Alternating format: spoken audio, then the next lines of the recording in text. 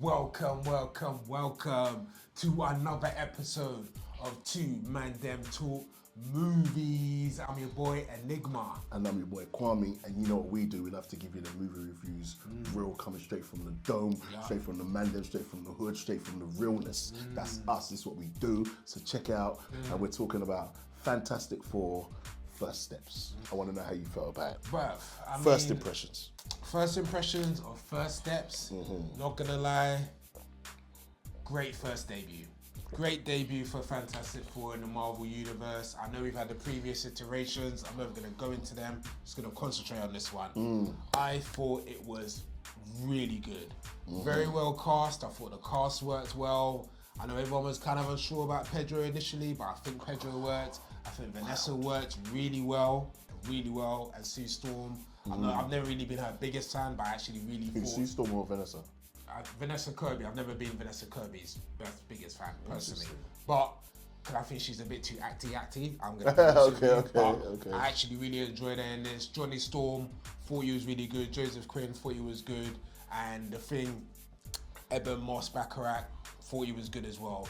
Like the chemistry, really like the special effects, bro. I thought visually it was dope. Whether it was the Silver Surfer chasing them in a wormhole with the fire, whether it was Galactus, how he looked, even how they just come out of the car at one point. I really liked that. Liked the special effects. Liked how they built the story, and liked really that it was the first in a long time, really self-contained Marvel movie, and I know that's something you're going to touch on. Bruv, Definitely something going to touch I don't think you could do it all right now because you're actually saying everything I was going to say so far. Please keep going. Keep going. You're saying everything. Yeah, very enjoyed that. Like that it was self-contained. Very much. This is the Fantastic Four. This is their story, origin story. Yeah, we're gonna get that wrapped up in 2 to 3 minutes before the intro comes in, and then let's get into it. Let's show the story. Like the whole. Yeah, what would you do? Sophie's choice. Give up his son to save the world, or try and save the world rather than give up his son.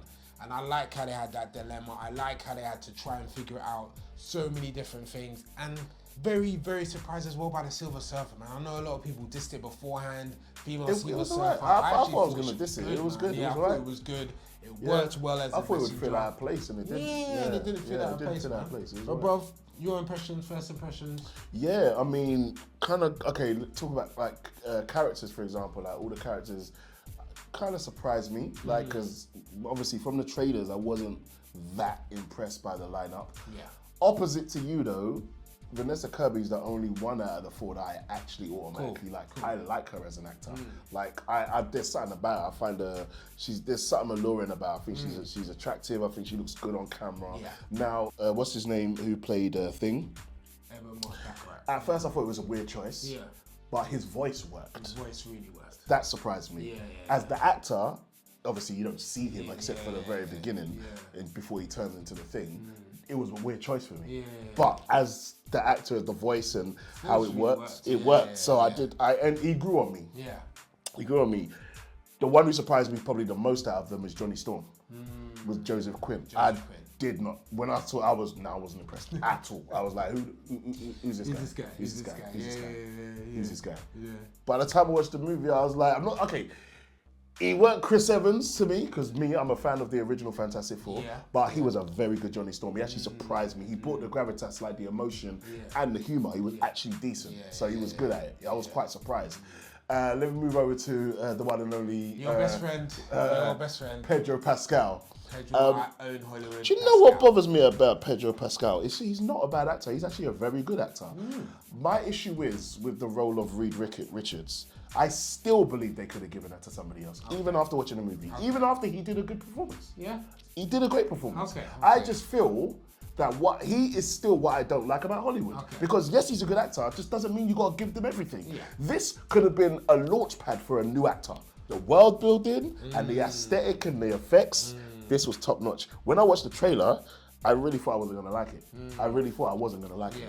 But I like that they kept us in this alternate world, this Earth 828, where it's got that look of the 60s, you know, with the designs of the car. It looked like a cartoon almost. Retro-futuristic, that type of shit. Jetsons type shit, and they stuck with it and they stayed there. They didn't try and bring it into our world. They kept it very fantasy. Yeah. They didn't try and make it too realistic. Yeah, The world, again, it's just like how when we talked about Superman, they were very much into, you can show us crazy shit from outer space and everyone's not going to be surprised because we already live in that world.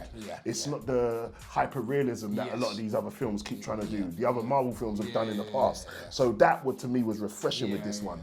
And most of all, and you touched on this, what I love the most about this, it was a contained story. I was so happy the fact that they didn't even drop an inkling of any other superhero. There was no other they didn't even mention no other superhero in this movie. No Spider-Man, no Iron Man, not even Doctor Doom is in this one. I mean, well, until the end, which is what upset me. Yeah, so I loved that because I really thought that they was going to try to do the usual Marvel, squeeze someone in to try and show the worlds are connected. I'm not gonna lie, like even when the film finished, I was like, we're not gonna. We're not gonna get someone. Like, someone. We're gonna get swinging, come in. Like I ain't gonna lie. I was very surprised at that. And I think Marvel's clever with this as well. But you see the Thunderbolts end scene. Yes. When we saw the Fantastic Four ship coming in. Oh yeah. Like they said, oh, there's an anomaly, and then they checked, and you could see it was a Fantastic Four coming in. I thought this film was gonna end with them leaving their uniforms and coming in. So. Again, I was kind of surprised that they kind of didn't do that. That might have made sense because that was the last film that came out, right? That actually would have made sense. I actually thought they were going to tie in like that, but however, obviously we've mentioned it just now. End credit scene. Look, we've been waiting for it. We don't get to see it, but a small glimpse of Doctor Doom. It probably wasn't even Robert Downey Jr. You know it wasn't. It wasn't even Robert Downey because of that daily rate. They said, nah, I'm good. Not only was that not Robert Downey, that wasn't even an actor. That was rather the gaffer or the best boy or the key grip. And they said, just come through. Yeah, Jonathan, come, sit down. Yeah, just put this on and hold the mask. And bring the baby in. Bring the baby in. Yeah, stand there. Ready? Lights. Action. It's weird, just weird point as well. You know the Russo brothers directed that end credit scene, which is weird. Yeah, so what Marvel do sometimes is the director for the next film, movie, they get to film the last bit to kind of get it. They've done that with Joss Whedon, with Avengers and blah, blah, blah. It didn't need that. So we saw little clips of Doctor Doom. But I will say what I do like is, if you know from the comics, Franklin, Sue and Richard Reed's son, extremely powerful. So it's clear Doctor Doom has somehow obviously found out about the power and is going to link that in, and that's all going to get linked into Avengers Doomsday and then Avengers Secret Wars. So again, I'm looking forward to that whenever that does happen. And I just think for a beginning film, they've got it wrong twice, in my opinion. The first two had this fans, I didn't mind it at the time, but I personally think when you look back at it, it's one of them superhero movies, I'm gonna be honest, like a Daredevil, like a Charlie's Angels. It's like an out of time film for me. It's almost like that's how they used to make films. We don't make superhero films like that. That's how I feel about the first Fantastic Four. It just feels a bit too cartoon. Batman Forever-ish. It feels a bit too, Batman and Robin-ish. A bit Jules Schumacher-ish. Yeah, I know it's Tim's story, I know, but it was a bit too light and fluffy. The second, I can't even believe you just compared Batman and Robin to Fantastic Four original. They are not the same. Batman and Robin is atrocious. It's very bad. But then that shows you the level where I think Fantastic Four. Fantastic Four's way better than that. My Man from the Shield is dope. Chris Evans is dope. Yeah. I don't like anyone else in the cast. I still can't believe. Listen, if you wanted to diss Alba, I get it. But I'm shocked that you don't like Ewan Griffith, whatever his name is. Okay. I can't believe you don't like him. His name is Ewan. His name alone annoys me because no one technically really knows how to say it apart from him. Like, we don't know how to say it. Is it Oyon? Is it Eon? I don't know what the blood your name is. What's his name? That's why you don't get no work, innit? That's why you don't get no work. He walks into casting directors' offices, right? Yeah. What's his name? His name doesn't work. The next. And they definitely wasted Silver Surfer in the second one. You know that. What do you mean they wasted Silver Surfer? In what sense? He done more. My girl in the most recent Fantastic Four, done more action than he did. All he did was get string up. That's all he done. They obviously came down, they definitely used the Silver Surfer more in this than that. And I was actually, it's funny you say that because I was about to, if their ending didn't switch up and do what it did, the way I was about to batter Reed Richards, because I was like, this nigga's supposed to be Mr. Fantastic. When is he gonna be fucking fantastic? Yeah, Bruv, man didn't stretch at all until the end, bruv. I was like, bruv, do something. Yeah, do something. You guys don't want to see him Yeah, you know, show it. All he did was when he was doing an experiment and he reached over and grabbed something. Is that it? Is that it? Come on, man. But then obviously the end, then they started letting him do shit, which was better, which was good. And it looked good as well with him No, it grabbing looked the sick. things and all. Galactus almost pulled him apart, which was Paul wild. Say grabbing the things, but grabbing the bricks and stuff, like yeah. I did think, I mean, I remember I even asked you, I was like, hey, Galactus bigger than this? Nah, that was pretty comic accurate. Yeah? I think Because I was, no, he was. I thought he was bigger than that. I thought he was bigger than that. You know what I mean? Because he was massive. Let's not get twisted. He's humongous. And I think he was a good villain, bro. Yeah, he's a very good villain. He's a very good villain. He was scary. Even that part when he grabbed to get the baby, you know, when he broke through that. Yeah, that was mad. Yeah, that was mad. Like, man would be scared of Yeah, that. that was mad. Even when he was pulling apart Reed, was kind of smiling. Like, Yeah, he that was was mad actually still. enjoying that That was shit. mad. So it was good as well that they had a formidable villain. We haven't had a good villain in a Marvel movie, it feels, for a long time. Of course, yeah. What are you saying? It is a solid 8.5 still. Because I enjoyed it and I would watch it again. Yeah. Solid 8.5, man. It was a good movie, man. Good movie. I can't wait to watch it again. I want to watch that and Superman again. Yes. I am gonna join you on the 8.5. Yeah? I thought you were surprised. I was thought you was gonna go higher. I was considering 9, but no, I'm gonna stick with 8.5. Oh, okay. Really enjoyed it. Really enjoyable watch. Thanks for tuning in and make sure you like, subscribe. Before we finish, go true.